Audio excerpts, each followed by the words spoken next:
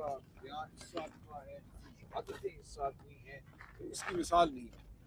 खान साहब इंतहाई गमगीन है। आज जो औरंगज़ई डिस्ट्रिक्ट में वाक़या हुआ जिसमें हमारे जवान हमारे अफसर शहीद हुए हैं, खान साहब ने कहा कि इसके बाद अब कोई चारा नहीं है मेरे पास कि मैं तब्दीली करूँ।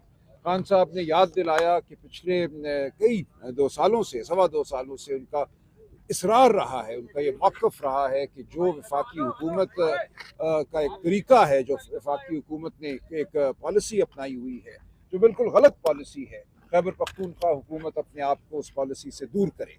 और ये पॉलिसी जंग व जदल की पॉलिसी है। इस तमाम अरसे में खान साहब ने कहा कि हमने बार बार ये कहा है कि 3 स्टेक होल्डर हैं, जब तक उनको शामिल नहीं किया जाएगा खैबर पख्तूनख्वा और पूरे पाकिस्तान में अमन नहीं होगा। और ये 3 स्टेक होल्डर हमारे कबाइल हैं, जो एक्स फाटा के इलाके हैं, वहाँ के बसने वाले लोग हैं, अफ़गान हुकूमत है और अफ़गान अवाम हैं। हमने जिस तरीके से अफ़गान महाजरीन को पाकिस्तान बदर किया, बेइज्जती की उनकी, उससे हमने एक ऐसी नफ़रत बोई है जिसकी कोई ज़रूरत नहीं थी। 40 साल हमने मेज़बानी की और उसके बाद हमने एक ऐसी हरकत की जो खान साहब की नज़र में नाकाबिले माफ़ी है। इसी तरह जो हुकूमत वहाँ कायम हुई है उससे हमने कोई ताल्लुक़ नहीं रखा। खान साहब ने याद दिलाया कि बिलावल भुट्टो साल सवा साल वज़ीर ख़ारजा रहे और ये एक इंतहाई अहम दौर था। एक दफ़ा भी वो काबुल नहीं गए।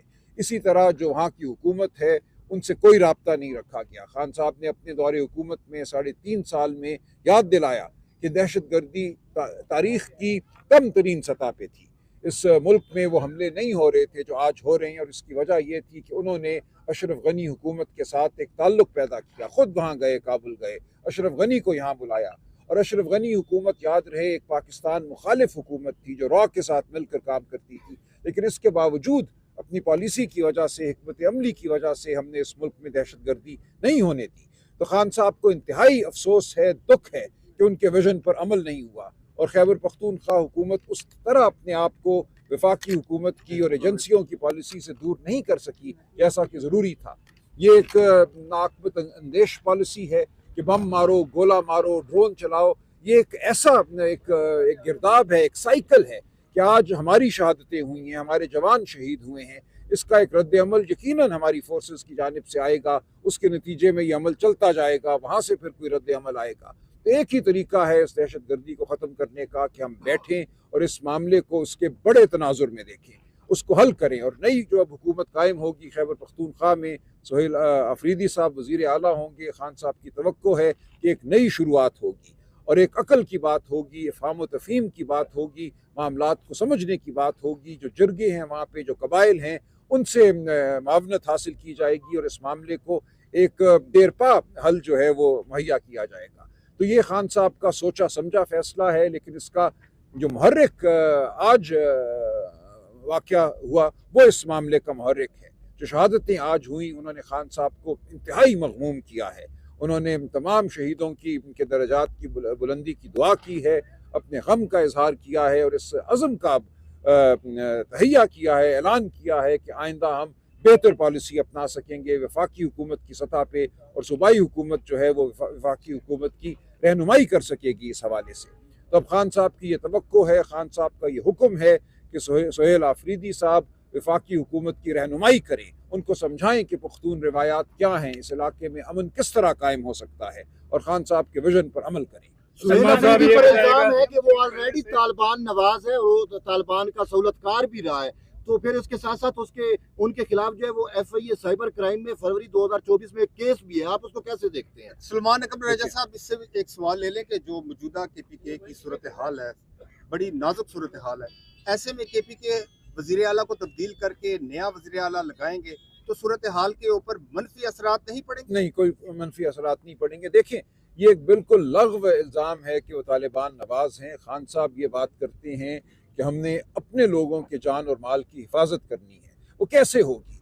वो ऐसे नहीं होगी कि एक ड्रोन हमला आप उन पे करें, वो फिर आपके ऊपर हमले करें, दहशतगर्दी करें। ये अमल तो हो चुका ना, 21-22 मिलिट्री ऑपरेशन आप कर चुके हैं पिछले 10-12 साल में, कोई नतीजा नहीं। हर चंद महीनों के बाद ऐलान होता है कि ये इलाका अब दहशतगर्दी से पाक हो गया, और उसके चंद दिनों के बाद वहाँ फिर एक और वाक़या हो जाता है।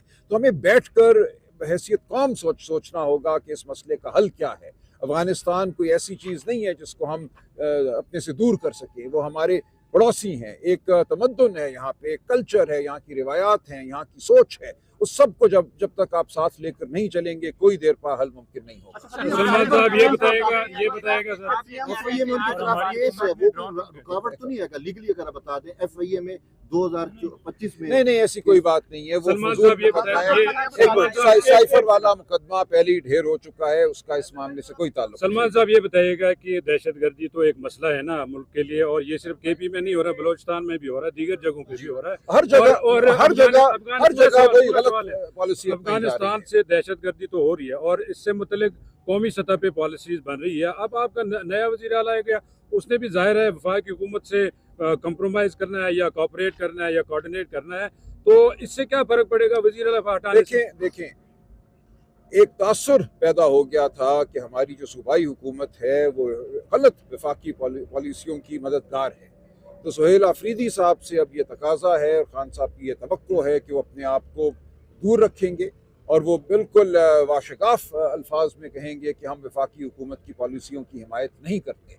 ये इंतहाई अहम बात है और वफाकी हुकूमत की रहनुमाई भी करेगी। अगर वो नहीं कर सके उनको भी हटाएंगे?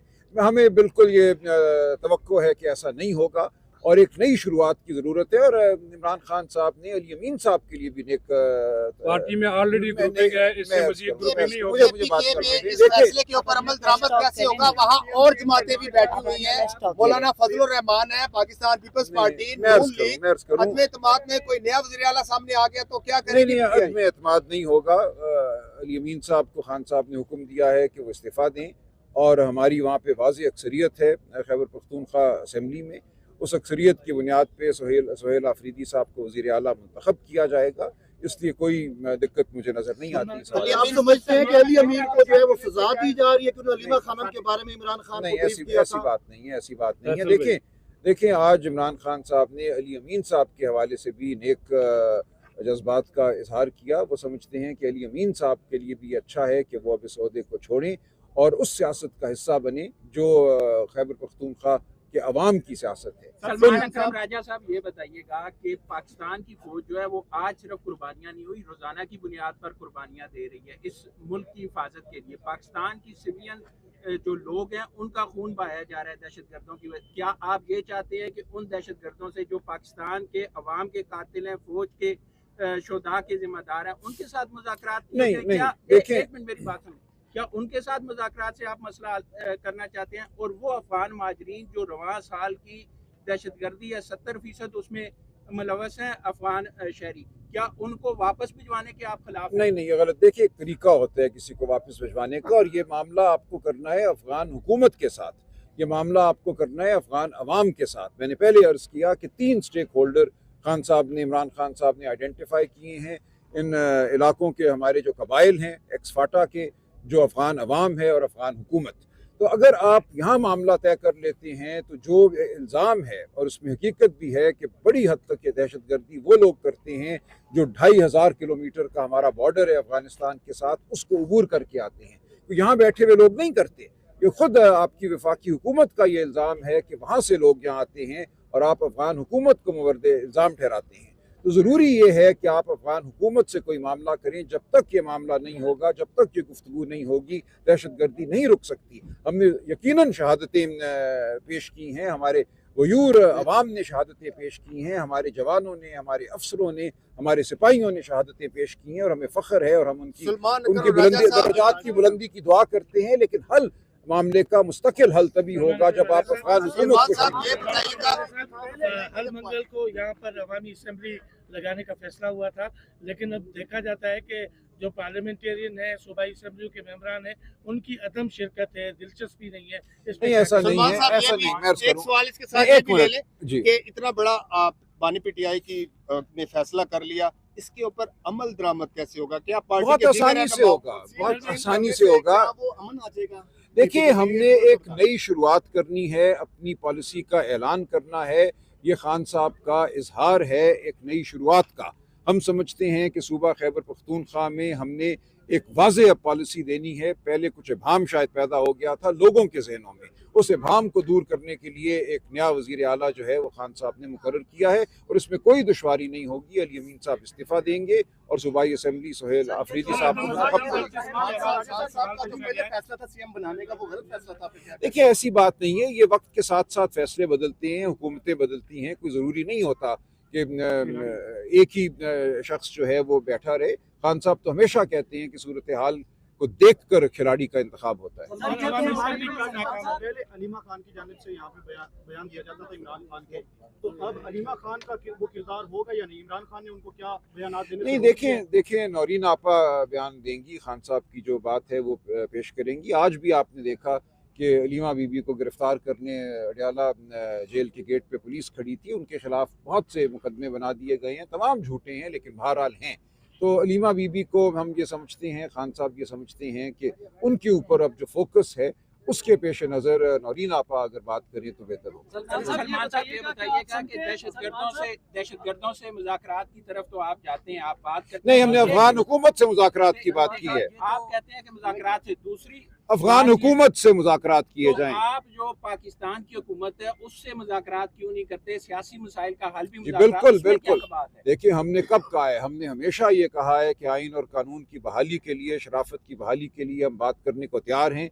आप जानते हैं दिसंबर 2024 और जनवरी 2025 में हम बैठे थे इस मसनूई हुकूमत के साथ, इस 147 हुकूमत के साथ, तमाम पार्टियां वहाँ मौजूद थी, पीपल्स पार्टी, MQM सब थे। और उन्होंने हमें ये कहा, जब हमने कहा कि हमें खान साहब से अडयाला जेल में मिलने दो, अडयाला पंजाब में है, इन्हीं की हुकूमत के ज़ेर इंतज़ाम है, हमें जवाब मिला कि पूछ कर बताएंगे कि आपको अडयाला मिलने की इजाज़त दे सकते हैं। और फिर कहा हमने बड़ी कोशिश की लेकिन हमें इजाज़त नहीं मिली। तो एक मजबूर महज हुकूमत है ये। इसीलिए खान साहब ये कहते हैं कि जो ताकत इस निज़ाम पर हावी है वो हमसे बात करे, हम उस ताकत को चाहते हैं कि वह इस निज़ाम पर हावी ना रहे। सलमान साहब ये बताइएगा, क्या आप समझते हैं कि अली अमीन इतनी आसानी से इस्तीफा दे देंगे, और अगर वो इस्तीफा नहीं देते तो फिर आप क्या करेंगे? नहीं, ये आपका मफरूज़ है। नहीं, कोई ये आपका मफरूज़ा है। अली अमीन साहब पार्टी के वफादार हैं, खान साहब ने उनके लिए नेक जज्बात का इजहार किया है। कोई वजह नहीं है कि अली अमीन साहब खान साहब के हुक्म को ना माने। ये बताइएगा कि इस हफ्ते जो है फराज मुगल उनके तर्जमान है वो यहाँ आए हुए थे, अली अमीन साहब, तो उन्होंने कहा कि अभी अली अमीन ने साजिश नहीं शुरू की, अगर उन्होंने साजिश शुरू की तो कोई नहीं बचेगा। तो क्या आप समझते हैं वो इस्तीफा देंगे या कोई साजिश नहीं करेंगे? KP में गुस्से दिनों गिरफ्तारी भी हुई है, तो ये भी सवाल उठाए जा रहे थे कि अली अमीन जानबूझकर गिरफ्तारियां करवा रहे हैं। और इसी के साथ नहीं, मैं ये बात नहीं मानता। मैं बिल्कुल नहीं समझता कि कोई साजिश होगी या अली अमीन साहब किसी साजिश का हिस्सा बनेंगे। वो पार्टी के वफादार मेंबर हैं, वफादार रुकन हैं, वो रहेंगे। उनकी ताज़ीम और इज्जत अपनी जगह रहेगी। बहुत शुक्रिया।